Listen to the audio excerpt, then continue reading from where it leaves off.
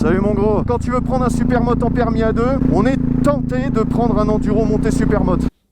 Oui. Parce que c'est clair que ça marche fort et tout, c'est beaucoup plus puissant que les vrais supermotos compatibles au A2. Oh, c'est la puissance. Mais le problème, c'est que c'est un gros piège. Et je vais t'expliquer pourquoi. Alors je rappelle brièvement ce qu'est le permis A2. Le permis A2, ça veut dire que pendant 2 ans, ta moto ne doit pas dépasser les 47,5 chevaux. Ça veut dire que si elle fait plus, tu dois la brider. Et alors en plus de ça, il faut que ta moto, elle respecte un rapport poids-puissance de 0,2. Ça veut dire quoi? Ça veut dire que ta moto, elle doit faire au moins 175 kg pour être conforme à 47,5. C'est un rapport poids-puissance. Si elle fait moins, t'es pas conforme, faut que tu sois bridé en dessous de 47,5 chevaux. Tu entendras partout que les enduros montés SM, ils sont tous compatibles au A2. Et que tu peux les prendre à 2, qu'il n'y a aucun problème, nickel, tu prends ça, pas la peine de prendre une XTX, un DRZ ou une 690 bridée, parce qu'au niveau rapport poids-puissance, c'est sûr que entre un 690 bridé et une 500 XC, c'est sûr qu'il n'y a pas photo. Mais pourquoi il n'y a pas photo? Mais parce que les 500 XC, les 450, tout ça ne sont pas bridés. Ils sont bridés sur la carte grise. Et si tu veux, c'est pour ça que soi-disant tu peux les prendre en permis A2. Sauf que faut pas oublier une chose, c'est que ton assurance, elle assure une moto bridée. Et souvent sur la carte grise, il y a marqué qu'elle fait 28 chevaux, un truc comme ça. Enfin, des trucs ridicules. Gros, une 500 XC, c'est 58 chevaux pour 110 kg. Voilà quoi. Et donc il est là le piège. Je t'explique pourquoi. C'est que bien sûr que tu peux faire assurer ton enduro monté supermoto. Bien sûr, en A2. Et je vais t'expliquer pourquoi les assurances adorent assurer ce genre de moto. Parce qu'elles savent très bien que ce qu'il y a sur la carte grise, c'est du bullshit. Elles le savent très bien. C'est pour ça qu'elles acceptent de t'assurer. Parce qu'en théorie, ta moto est bridée, donc c'est pour ça. Sauf que le jour où tu as un accident grave, corporel et des grosses sommes en jeu, et ben ce jour-là, tu vas comprendre qu'en fait, tu n'es pas assuré. Et non, parce que ta moto, elle est en full. Qui voudrait d'une 500 XC de 28 chevaux? Qui veut de ça? Alors comment ça se fait que sur la carte grise, ces motos, il y a marqué que c'est 28 chevaux? Tout simplement parce qu'en usine, si tu veux, elles sont bridées pour le passage des normes anti-pollution et trucs comme ça. Sauf que direct sorties d'usine, elles sont débridées. Sauf que la carte grise, elle reste avec les normes, voilà, tu comprends. Donc elle reste bridée la carte grise, mais en fait elles sont en full. Et le problème c'est que tu ne peux pas les faire rebrider. Et quel intérêt ça aurait quoi? En vrai, une 500 XC de 28 chevaux, je te garantis que ma XTX marche 10 fois mieux. Mais oui, largement gros. Donc ça servirait à rien. Vu le prix que ça coûte, mon gars, encore heureux que c'est des motos qui marchent quoi. Mais du coup, t'es en full. Et donc ça veut dire quoi? Ça veut dire que t'es bien au-dessus de ce qui est conforme au permis A2. Et en cas d'accident, gros, la première chose que va vérifier l'expert, c'est quoi? Bah c'est si ta moto est bridée, vu qu'elle est censée être bridée. Il le sait très bien qu'elle est pas bridée, il est pas bête, il le sait, t'inquiète. Bah ouais. Pour les gens, vous êtes cons. Et donc, vu qu'elle est pas bridée, ton assurance, elle va t'envoyer un beau petit mail te disant que débrouille-toi Coco, tu roulais sur une moto débridée alors que t'es en A2. Voilà. Dans le cul. Et c'est pour ça que les assurances, elles adorent assurer les enduros montés SM en permis A2. Parce qu'elles savent très bien que toi, tu payes ton assurance, tous les mois, toi, tu payes, il n'y a pas de problème. Hein. Tu payes ta cotisation. Donc, eux, il y a de l'argent qui rentre. Et le jour où tu as un gros crash, eh ben, Joker, on envoie l'expert. Ne me dites rien. Ah, elle n'était pas bridée, monsieur. Ah bah vous l'avez dans l'os. Ce qui fait que toi tu payes et eux ils payent pas. Excellent. Et tu sais, faut pas leur en vouloir, hein, c'est une assurance, hein, c'est leur boulot. C'est pas une œuvre caritative une assurance, hein, elle est là pour gagner de l'argent et pas pour en perdre. Vous m'avez pris pour qui? Pour Mère non, mais Teresa? Le problème c'est que ça ils vont pas te le dire, tu vois. Au moment où tu vas faire assurer ta moto, ils vont pas te prévenir de ça. Ils vont jouer les ignorants. Mais t'inquiète, ils le savent très bien. La preuve, c'est que le jour où tu feras assurer ta moto, tu poses la question à ton assureur. Tu lui demandes, tu lui dis ouais, sachant que ma moto, elle est débridée et en réalité elle fait que 58 chevaux. Est-ce que je suis assuré? Est-ce qu'en cas d'accident, en cas de gros crash et tout, je serai quand même remboursé? Et tu vas voir que le mec, là il va bégayer, il va te parler chinois. Tu sais, c'est une question complexe parce que... Bonne question. Voilà, on ne sait pas. Alors, est-ce que... Je sais pas, effectivement, Parce que lui, ça l'embête que tu sois conscient de ça. Parce que bah, il aurait bien voulu te l'assurer ta moto, tu vois, sans que tu te poses ce genre de questions. Et ouais, bah ouais. Non mais faut pas leur en vouloir, gros, ils sont là pour gagner des sous. Hein. Donc il va bégayer et tout, et s'il est honnête, il va te dire non. Bah non, en réalité, t'es pas vraiment assuré. Enfin, en cas de crash, si l'expert voit ça, bon bah t'es foutu. Et s'il est pas honnête, alors là ça serait vraiment malhonnête, il va te dire ouais t'inquiète, même si elle fait 58 chevaux, y a pas de problème. Plus c'est gros et mieux ça passe. Ça serait vraiment malhonnête, parce que je te garantis que le jour où tu auras un gros crash et qu'il faudra débourser vraiment les sous, je te garantis que là d'un coup, il te dira pas la même chose. Je n'ai jamais dit ça. Et alors la grande question, c'est monter en enduro, est-ce que ça pose problème? Non, c'est différent, parce que les constructeurs ont un accord avec le gouvernement, les assurances, tout ça. Il y a une tolérance pour ces motos-là. En théorie, même en permis A2, tu peux te prendre toutes les enduros. Mais si tu les utilises en tant qu'enduro, le problème, c'est qu'à partir du moment où tu les montes en supermode et que tu en as un usage routier, là c'est fini, parce que là tu retombes sur le régime commun des motos de route en fait. Et la tolérance, elle ne s'applique que pour l'enduro. En fait, pour la pratique de l'enduro, il y a une tolérance par rapport à ça. Mais monter en supermotard, ça veut dire que tu n'utilisais pas cette moto en enduro. Et là, le problème ne viendra pas du tout du fait que tes roues sont en supermotard. C'est pas ça. Tu sais, il y a des assurances qui proposent des forfaits avec lesquels tu peux assurer ton enduro, monter en supermode. Ça existe, il n'y a pas de problème. Ce qui fait qu'on ne te reprochera pas la taille de tes roues. Mais ça ne change absolument rien au problème principal, la puissance de ta moto. Tu n'es pas dans les normes, tu n'es pas conforme. Et le problème sera le même que si tu étais avec une 690 en full, alors que tu es en A2 et que tu l'as fait assurer en tant que 690 bridé. Si tu la débrides et que tu roules en full avec, le jour où tu as un accident, c'est le même problème, c'est pareil. Donc le problème, c'est pas d'être monté en supermode en soi. Le problème, c'est la puissance de ta moto. La puissance par rapport à son poids. Parce que je rappelle qu'en permis A2, tu as un rapport poids-puissance à respecter. Il faut savoir que cette puissance, elle est calculée en kilowatts. Il faut savoir que 47,5 chevaux, ça correspond à 35 kilowatts. Il faut diviser les kilowatts par le poids. C'est pour ça que je te disais qu'il faut une moto qui fait au moins 175 kg pour pouvoir avoir 47,5 chevaux, parce que 35 divisé par 175, donc puissance en kilowatts divisé par poids, égale 0,2. Et là t'es bon, il faut pas dépasser 0,2. Donc il suffit pas de se dire, oh bah tiens, bah je vais me prendre une 250, ça fait moins de 47,5 chevaux. Non, bah non gros, parce que ce qui compte c'est le rapport poids-puissance. Elle fait moins de 47,5 chevaux, mais elle fait combien de kilos aussi? Et fait le rapport entre les deux. Si on prend l'exemple de la 450 Husqvarna FE, c'est une moto, elle fait environ 115 kg en ordre de marche. Mais surtout, elle fait 53 chevaux. Bon bah déjà on peut s'arrêter là, 53 chevaux c'est trop. Donc c'est même pas la peine de faire le calcul rapport poids-puissance. Et tu vois bien que le rapport poids-puissance il est vraiment pas du tout fait pour le A2 de toute façon. Donc déjà tout ce qui est 450 monté en supermode pour le A2 tu peux oublier. Alors tu vas me dire il suffirait de prendre la 250. Ouais, sauf que la 250, elle fait environ 110 kg en ordre de marche. Et elle fait 37 chevaux. 37 chevaux c'est 27 kW. Et donc si tu divises 27 par 110, tu obtiens 0,24. Donc tu es carrément pas bon. Quand ta moto est trop légère, tu peux pas être bridé à 47,5 chevaux, il faut que tu sois bridé moins que 47,5 chevaux. C'est le problème d'ailleurs de la 690 et des 701. En A2, on te dit qu'ils sont bridés à 47,5, mais c'est faux. Ils sont bridés à 41 ou 42 chevaux, un truc comme ça, à cause du rapport poids-puissance. Si on prend l'exemple de la 690 SMCR, elle fait environ 150 kg en ordre de marche. Donc si tu divises 35 par 150, tu obtiens 0,23. Donc c'est trop élevé. Pour pouvoir être conforme au A2 avec cette moto, il faut la brider à 30 kW, ce qui correspond à 41 chevaux en arrondissant. Pourquoi? Parce que 30 divisé par 150 égale 0,2. Là t'es bon. Donc tu vois, en gros, non, les enduros montés supermode ne sont pas compatibles au A2.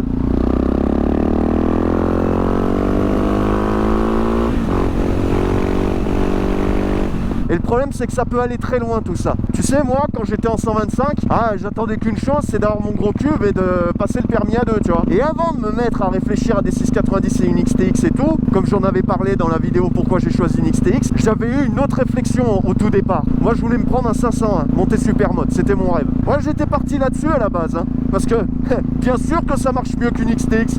Forcément, le machin fait 58 chevaux pour 110 kg. Bien sûr que ça marche mieux qu'une XTX. Sauf qu'il y a eu un événement qui m'a fait comprendre ce qu'était la réalité de ces motos-là. Il se trouve qu'à l'époque, je connaissais un mec qui était en 450 FE. Il était monté en supermode, il avait 19 ans, ça faisait un an qu'il était en permis A2. Tout allait bien. Il avait pu faire assurer sa moto et tout. Moi, ça me faisait rêver ce genre de truc. Sauf qu'un jour, gros, ce mec a eu un accident très grave. Il a percuté un gamin, gros. Et c'était même pas de sa faute. Lui roulait normal et tout. Il y a un gamin qui a déboulé de nulle part. Entre deux bagnoles, le gamin il a traversé d'un coup comme ça. Il pouvait rien faire, il pouvait pas l'éviter. Il l'a percuté et il l'a sérieusement amoché. Et là, mon gars, ce qui s'est passé, c'est que sa moto a été expertisée et il a reçu un beau petit mail de l'assurance qui lui a expliqué que Macache, il avait tout dans l'os. Et lui, il était pas au courant de ça. Lui, il pensait qu'il était réellement assuré. Il savait pas tout ce que je viens de t'expliquer. Et le problème, c'est que là, c'est des sommes astronomiques qui sont en jeu. C'est très chaud, très très chaud. Donc lui, paniqué, il est allé carrément à l'assurance leur demander des explications. Il a débarqué, leur a expliqué, il leur a dit mais attendez, moi vous m'avez assuré, j'ai un contrat, vous m'avez assuré et tout. Et eux ils lui ont dit ouais, on a assuré une moto de 28 chevaux, bridée. Votre moto, elle est en full, vous n'êtes pas conforme au permis A2. Et donc c'est une conduite sans permis, parce que vous n'aviez pas le permis pour rouler avec une moto aussi puissante. Donc pour nous, c'est comme si vous rouliez sans permis. et terminé bonsoir, quoi. Et là, forcément, je te laisse imaginer, le mec, il s'est décomposé. Il a pété un plomb quand il a compris ça. Faut savoir que sa vie est foutue. À 19 ans, il est endetté à vie déjà. Ça veut dire que jamais il pourra construire quoi que ce soit, jamais il pourra s'acheter de maison, jamais il pourra construire réellement sa vie. Il pourra jamais rien faire parce que tout partira dans les indemnisations. C'est quand même grave, quoi. Il va passer sa vie à rembourser ça. Tout ça parce que le mec n'a pas voulu attendre 2 ans, quoi. Alors moi, tu te doutes bien qu'à l'époque, quand j'ai appris ça, ça m'a mis un froid, mon gars. Ça m'a refroidi sacrément. Il fait au moins 8000. Et je peux te dire que mon enduro supermote, je me suis dit, il attendra. Là, j'ai changé d'avis complet. Je me suis dit, c'est mort. Je prends pas ce risque-là. Juste pour pas attendre 2 ans, quoi. Et c'est là que j'ai connu la XTX, mon gars. Et tu vois, je regrette pas. Parce que regarde, pendant 2 ans, je me suis fait trop plaisir. Sachant que c'est le supermode, parmi les supermodes réellement compatibles au permis A2, c'est le supermode le plus puissant du permis A2. Je te garantis qu'à 701 bridé ou 690 bridé, ça fait pas le poids face à ça. Donc tu vois, je regrette pas du tout. Je me suis fait grave plaisir pendant 2 ans. J'ai pas du tout été frustré. Surtout quand on connaît tous les avantages de cette moto. Avec son couple de malades. Mais tu vois, j'ai roulé serein, j'avais l'esprit tranquille. Et il se trouve que j'ai eu un accident avec cette moto pendant mon permis A2. Et ça a pas loupé, hein. L'expert est venu. Et au début, il a un peu bugué parce que tu sais, il me disait mais est-ce qu'elle est bridée? Tu sais, il confondait avec les modèles d'avant, tu sais, les XTX à partir de 2013, elles ont plus besoin d'être bridées. Moi c'est une 2016, donc elles sont conformes en full. Et c'était d'ailleurs le premier truc qu'il m'a demandé. Il m'a dit mais est-ce qu'elle est bridée? J'ai dit non mais moi il n'y a pas besoin qu'elle soit bridée. Alors, il a regardé vite fait un truc mais il m'a dit ouais ça lui est revenu. Mais tu vois réflexe il a direct demandé si elle était bridée tu vois. Donc il n'y a pas eu de souci. Il a fait le tour de ma moto, il a regardé plein de trucs et tout, il m'a posé des questions. Et à la fin nickel hein. L'assurance elle m'a tout remboursé gars. Plus de 5000 € ils m'ont remboursé. Il s'en serait bien passé quand même, mais ils pouvaient rien dire. Enfer et damnation. Et ils ont essayé, tu vois, ils ont envoyé l'expert et tout. Voilà, je suis conforme, c'est tout. Je suis conforme au permis A2 et il n'y avait pas de débat. Ils ont été obligés de me les rembourser, c'est comme ça. Vous avez gagné en effet. Donc voilà, est-ce que ça vaut vraiment le coup de gâcher toute sa vie pour pas vouloir attendre 2 ans alors qu'il existe quand même des trucs avec lesquels tu peux t'amuser pendant 2 ans sans problème? Alors attention, il n'y a pas que la XTX, il y en a d'autres des trucs en permis A2 que tu peux prendre. Mais j'ai fait toute une vidéo là-dessus et je t'invite à aller la voir. Là, elle traitera du sujet de manière plus large, pas que de la question des enduromontées supermodes. J'ai récapitulé tous les supermodes qu'on peut prendre en full, tous les supermodes qu'on peut prendre bridés, etc. Je t'invite à aller la voir, je te la mets en lien là-haut. Moi j'ai attendu 2 ans, ça roule trop bien, ça a un couple de fou. Je te garantis que de 0 à 100 mon gars, il y en a pas mal qui te suivent pas. Moi j'ai ressenti aucun manque pendant 2 ans, mais aucun mon gars. J'ai tellement pas ressenti de manque gros, que cette moto je l'ai gardée. Je suis plus en A2, je suis en permis A et tu vois je l'ai. Et au bout de 2 ans j'ai réalisé mon rêve. Je me suis pris un truc encore plus violent que le 501 que je voulais, plus violent qu'un 500 XC. Un truc extrême, un truc ultra ouf, voilà. Mais parce que maintenant je peux.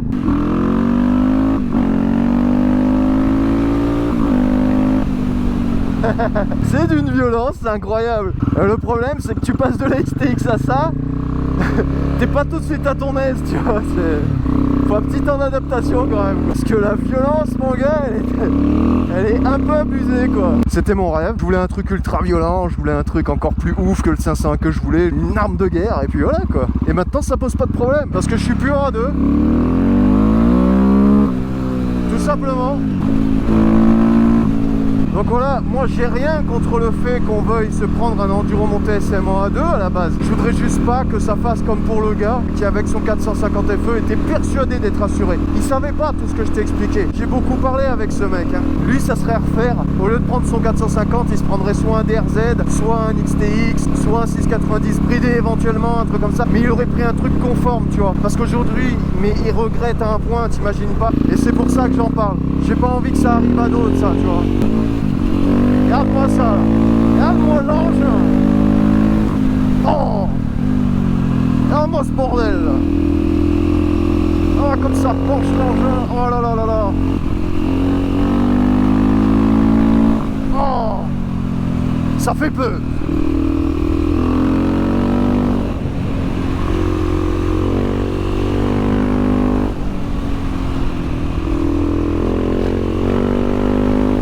Ça penche mon gars, c'est violent. C'est d'une violence. Bref, tu vois, tout ce que je te dis là, ça s'applique aussi à la 660 SMC. Hein. C'est pas parce que moi j'ai choisi un super mode de compète qui est déjà homologué en super motard que ça change quoi que ce soit. Hein. Je t'ai dit, c'est pas le problème d'être monté en super motard en soi. C'est le problème qu'à partir du moment où ta moto elle est montée en super mode, tu n'as plus cette fameuse tolérance qui existe pour l'usage de l'enduro. C'est fini, il n'y a plus. Voilà. Comme je t'ai expliqué, si tu te prends un 450 pour aller dans les bois et faire de l'enduro, si t'arrives un souci, normalement ça devrait aller, tu vois. Tu seras remboursé. Mais parce que l'accord qu'ont les constructeurs avec les assurances, avec le gouvernement et tout, il concerne les enduros telles qu'elles sont vendues et pour l'usage pour lequel elles sont, c'est-à-dire l'enduro. À partir du moment où toi tu décides d'en faire une utilisation routière, et ben tu retombes sur le régime des motos de route, quoi. Et une 690, ben il n'y a pas de tolérance, hein. Faut qu'elle soit bridée. Et ben là c'est pareil. Et tu vois, moi ça serait pareil, hein. J'ai beau avoir une moto qui est d'office homologuée en super mode, parce que tu sais on peut les faire brider les 660. Bon, pour moi ça n'a aucun intérêt, parce qu'on perdrait le seul et unique avantage de la 660, c'est d'être une arme de violence extrême. Mais bon voilà. Ça va gros? Ça va? Ça va? Si je prends ça alors que je suis en A2, si jamais j'ai un accident, ah bah, l'expert il me dira ah ouais mais votre carte grise elle dit peut-être que votre moto elle est bridée, sauf que votre moto elle est pas bridée. Vous l'avez dans l'os. On va me dire la même chose. Ouais bien sûr. Bien sûr, si tu veux, tu pourras même être dans ma vidéo. Je filmais là. En fait, je suis en train de tourner une vidéo. Ouais, vas-y. Vas-y, bah attends, tiens avec toi. Ah bah nickel. Ah yes. Et tu sais quoi, encore mieux, tu veux te prendre sur ma 660? Ouais, vas-y. Oh, elle est belle. Ah, ça c'est beau. Eh, get. Waouh, ouais, c'est un... Attends, celle-là elle est nulle. Ah, elle déglingue. Bon, à bientôt les gars. Salut. Moi ça me dérange pas que des gens se prennent des enduro montées SM en A2. Moi j'ai des potes qui roulent en enduro montée SM. Mais pourquoi ça me dérange pas? Ben parce que ils sont au courant, j'en ai parlé avec eux, ils savent ce qu'ils risquent, ils savent qu'il faut pas qu'ils aient d'accident, surtout pas. Si t'es juste tombé, que t'as pété 3 carénages, bon voilà, ça va. Bon, ça va. Par contre si t'as un accident grave avec du corporel, gros, ça sera pas la même. Il faut y aller cool là maintenant. Ils savent que ça, ils y ont pas le droit, hein. Ils ont pas le droit à l'erreur. Ça je dis cool là maintenant. Mais vu qu'ils en sont conscients et qu'ils le savent, bah moi j'ai rien contre, tu vois, ça me dérange pas. Ça m'empêche pas de rouler avec eux, tout. Moi à partir du moment où t'es au courant, où t'es conscient, y a pas de problème. Moi ce qui me dérange et ce qui me fait vraiment de peine, c'est un mec qui ne sait pas et qui croyait vraiment être assuré et qui comptait là-dessus. Et peut-être que s'il l'avait su, et ben il aurait fait un autre choix parce que le jour où c'est trop tard, bah il va peut-être pas assumer, tu vois. Par exemple, moi j'ai pas honte de le dire, je n'ai pas assumé. J'ai pas assumé ce genre de risque et donc j'ai pris une XTX. Mais regarde, aujourd'hui, j'ai juste attendu 2 ans. C'est quoi 2 ans dans une vie? Regarde comme je me fais plaisir maintenant. Et attention, parce qu'on va me dire, si tu roules sans chicane, de toute façon t'es pas assuré, machin. C'est faux, ça marche pas comme ça. Une assurance, faut qu'elle arrive à prouver que ce qu'on te reproche, c'est directement lié avec ton accident. Par exemple, si je roule avec une plaque cross, c'est-à-dire sans phare, et que quelqu'un me rentre dedans ou quoi, on pourra dire que c'est à cause de ça. Et là, on pourra refuser de m'indemniser. Pourquoi? Parce que c'est directement lié dans le sens où on peut se dire, ah bah il avait pas de lumière, on voyait pas à l'avant, on pouvait pas le voir, et c'est sûrement ce qui a causé l'accident. Ça s'appelle un lien de causalité. Sauf que le lien de causalité entre une chicane et imagine, je sais pas moi, imagine tu roules, t'as un feu vert devant toi, tu le passes et il y a un gars qui a grillé le feu rouge et qui te rentre dedans, bon bah là gros, même si t'avais pas de chicane, qu'est-ce que tu veux qu'on te dise? On va pas refuser de t'indemniser parce que t'avais pas de chicane, alors que ça a strictement rien à voir avec ton accident, tu comprends? Il faut qu'ils arrivent à prouver un lien de causalité. Sauf que quand il s'agit d'un enduro monté SM en A2, il y a même pas de débat, ils ont rien à prouver puisque tu es sans permis. Alors là, il y a rien quoi, il y a pas besoin de prouver quoi que ce soit. T'avais pas le permis pour rouler, donc point barre. Ils ont pas à t'indemniser. Je lui rembourse mes genoux. Et ouais, parce que rouler sur un engin débridé quand t'es en A2, ça équivaut à une conduite sans permis parce que tu n'as pas le permis qui t'autorise à rouler sur quelque chose d'aussi puissant. Donc c'est une conduite sans permis. Et terminé, bonsoir. Quoi. Et crois-moi que c'est autrement plus grave qu'un pot déchicané ou un clignot pas d'origine. Hein. Ça c'est rien, je veux dire, avant qu'on refuse de t'indemniser pour des broutilles comme ça, il en faut. Hein. C'est pas faux.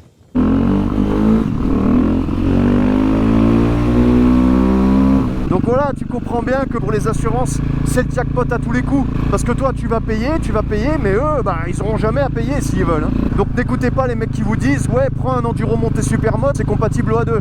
Non, d'ailleurs, je suis désolé, mais c'est criminel de dire des trucs comme ça. Alors, je sais que c'est pas fait pour nuire, mais le problème, c'est que d'aller faire croire à un petit jeune qui vient d'avoir son permis, qui peut se prendre un enduro monté super mode, bah, à quelque part, c'est criminel, gros. T'es un criminel, hein, mon gars? C'est dégueulasse ce que t'as fait. Parce que tu sais, tant qu'il n'y a pas d'accident, tout va bien. Ah, mais tu sais, si tu passes 2 ans sans faire d'accident, ok. Bah ouais, sauf que ça, tu peux pas le prévoir. Le propre d'un accident, c'est que bah c'était pas prévu. Ça s'appelle un accident, tu comprends? Une seconde, ça a pris une seconde. Je découvre maintenant seulement je commence à réaliser ce qui s'est passé. Je n'ai rien su faire. J'ai vraiment prosterné ou prostré, je sais même plus comment on dit. Et donc le jour où il aura un gros accident grave avec du corporel et tout, comme le mec en 450 FE là, et que sa vie sera ruinée, est-ce que c'est toi qui vas aller payer à sa place? Est-ce que c'est toi qui vas aller assumer les conséquences? Non, c'est pas toi. En revanche, tu te permets de lui conseiller de prendre ça en permis à 2, en lui disant que tout va bien, qu'il n'y a aucun problème, qu'il n'y a aucun risque. Tu te permets de faire ça. Mais c'est pas toi qui vas assumer les conséquences après le jour où il aura un accident. Tu comprends? C'est dégueulasse. Non.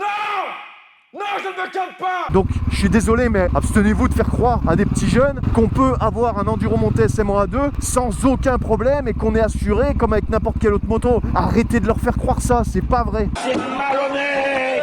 Parce qu'encore une fois, c'est pas vous qui assumerez les conséquences, c'est eux. Et tu vois, le mec là, avec son 450 FE, qui a sa vie ruinée à cause de ça, et bah certainement qu'il y a eu une âme bienveillante quand il passait son permis A2 qui lui a conseillé ça, qui lui a dit oh bah prends un enduro monté supermoto, en A2 ça passe. C'est un criminel. Il y a certainement quelqu'un de très malin qui lui a conseillé ça, tu vois. Et aujourd'hui, voilà où il en est, le gars. Si vous devez leur conseiller de prendre un enduro monté supermoto, au moins précisez-leur qu'en cas d'accident, ils ont tout dans l'os et que potentiellement ça peut être très grave. Je pense que c'est le minimum. Après, comme je te dis, moi j'ai absolument aucun problème avec le fait de prendre un enduro monté SM quand on est en A2. L'avantage, c'est que l'assurance va te l'assurer dans le sens où tu auras ton petit papier d'assurance. Voilà, en cas de contrôle, tout ça, il n'y a pas de problème. Mais il faut bien garder en tête, tu n'as pas le droit d'avoir un accident. Parce qu'en réalité, tu n'es pas assuré. Donc ça peut être un choix. Moi, il n'y a pas de problème. Hein. Celui qui fait le choix de faire ça et de l'assumer. Très bien. Comme je te dis, j'ai plein de potes en A2 qui roulent comme ça. Ils le savent. Je roule avec eux. Il n'y a aucun problème. Moi, je vais pas aller faire des leçons de morale à un mec qui roule en enduro monté SM s'il est conscient des risques et qu'il les assume. C'est pas mon problème. Il fait ce qu'il veut. Mais si vous avez compris ce que j'explique dans cette vidéo et que maintenant vous en êtes conscient et que vous voulez quand même vous prendre un enduro monté SM en A2, il n'y a aucun problème. Et moi, j'ai plus qu'une chose à vous dire. Puisse le sort vous être